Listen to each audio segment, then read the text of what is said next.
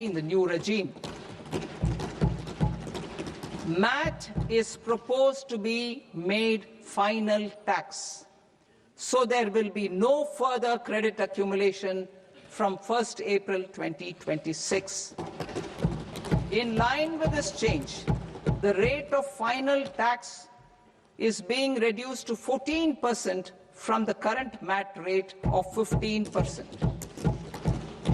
The brought forward MAT credit of taxpayers accumulated till 30th March 2026 will continue to be available to them for set-off as above.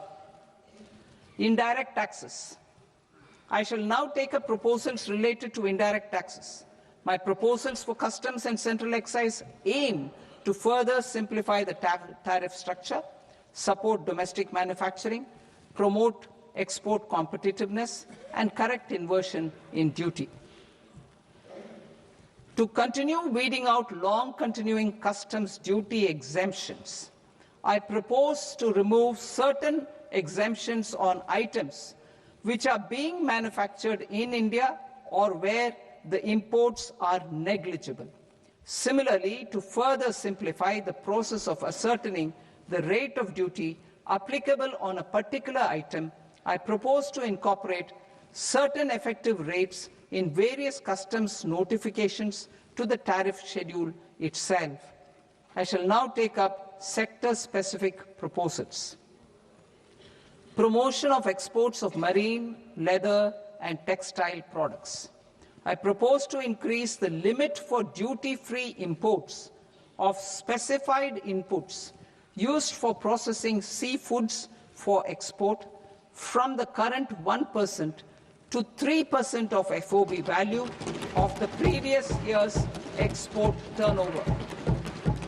I also propose to allow duty-free imports of specified inputs, which is currently available for exports of leather or synthetic footwear, to exports of shoe uppers as well.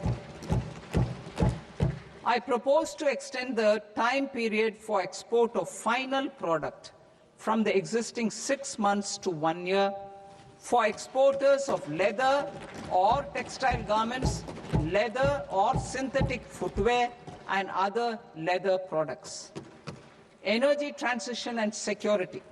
I propose to extend the basic customs duty exemption given to capital goods used for manufacturing lithium-ion cells for batteries to those used for manufacturing lithium-ion cells for battery energy storage systems also.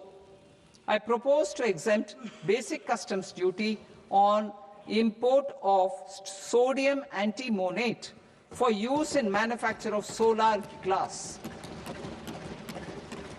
Nuclear power. I propose to extend the existing basic customs duty exemption on imports of goods required for nuclear power projects till the year 2035 and expand it for all nuclear plants irrespective of their capacity. Critical minerals. It is proposed to provide basic customs duty exemption to the import of capital goods required for the processing of critical minerals in India. Biogas blended CNG. I propose to exclude the entire value of biogas while calculating the central excise duty payable on biogas blended CNG. Civil and defense aviation. I propose to exempt basic customs duty on components and parts required for the manufacture of civilian training and other aircrafts.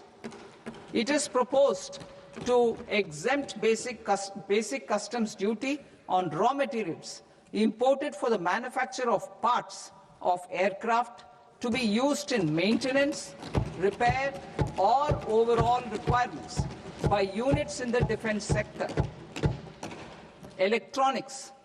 To deepen value addition in the consumer electronics sector, I propose to exempt basic customs duty on specified parts used in the manufacture of microwave ovens.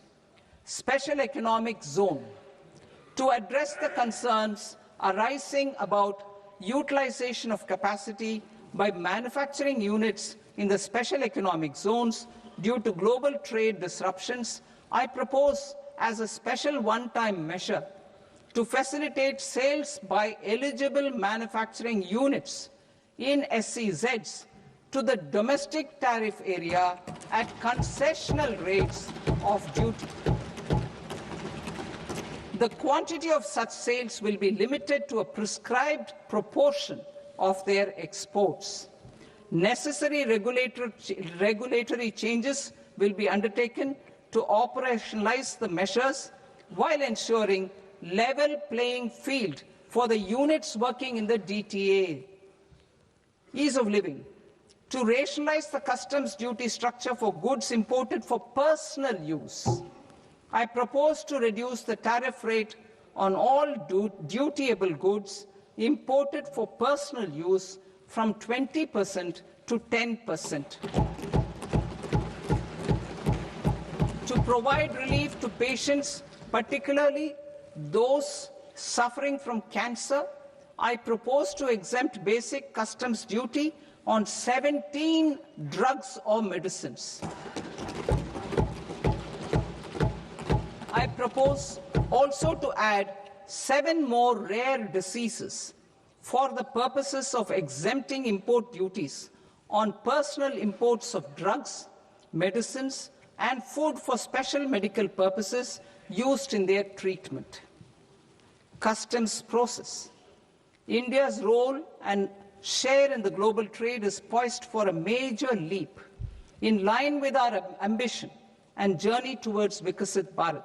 In this regard, I propose many measures for custom processes to have minimal intervention for smoother and faster movement of goods and greater certainty to the trade. Trust-based systems.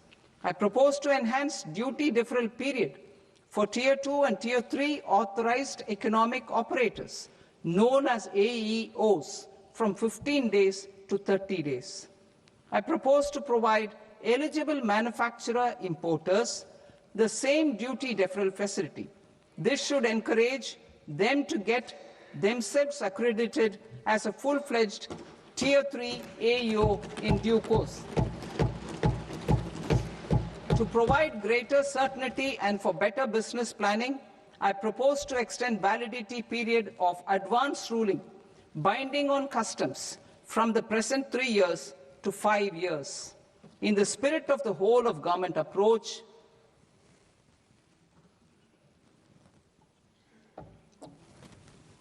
government agencies will be encouraged to leverage AEO accreditation for preferential treatment in clearing their cargo. Regular importers with trusted, long-standing supply chains will be recognized in the risk system so that the need for verification of their cargo every time can be minimized. Export cargo using electronic sealing. Export cargo using electronic sealing will be provided through clearance from the factory premises to the ship.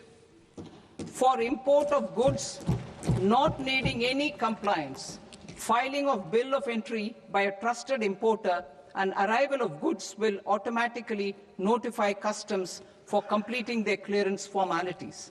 This will enable goods to be released immediately on arrival. The customs warehouse framework will be transformed into a warehouse operator-centric system with a self-declarations, electronic tracking, and risk-based audit. These reforms will move away from the current system